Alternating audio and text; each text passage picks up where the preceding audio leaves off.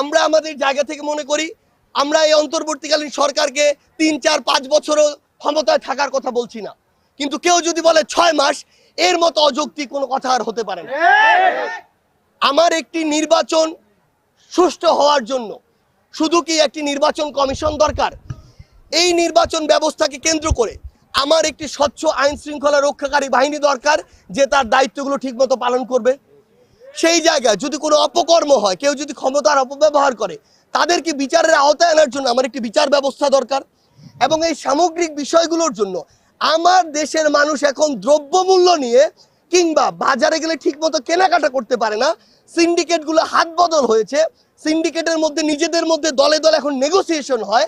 এই কালপ্রিটগুলোকে উৎখাত না করেই মানুষের মধ্যে ঠিকমতো এই যে বাজার করার যে ক্ষমতা, সেটি তৈরি না করে আমরা কিভাবে নির্বাচনের গল্প দিই? আমরা আমাদের জায়গা থেকে মনে করি অবশ্যই ৬ মাস যেমন সম্পূর্ণ অযৌক্তিক একটি সময়, আবার ৩-৪-৫ বছর অনেক দীর্ঘমেয়াদী একটি সময়। আমরা চাই একটি নির্দিষ্ট যৌক্তিক সময়ে এই সিস্টেমগুলো একটি আস্থাযোগ্য সংস্কার হোক এবং এর পরবর্তীতে অবশ্যই একটি সুষ্ঠু নির্বাচনের মাধ্যমে জনগণের সরকার ক্ষমতায় আসুক। যদি একটা নির্বাচনের মাধ্যমে একটা সরকারের পরিবর্তন হতো, ১০০ দিন দিয়ে আমি তাকে অনেকটাই জাজ করে ফেলতে পারতাম।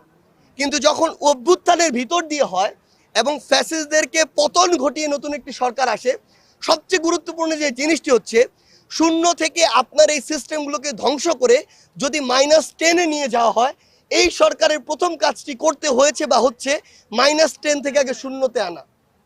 এরপরে আপনি ধীরে ধীরে এই ডেভেলপমেন্টটি দেখতে পাবেন।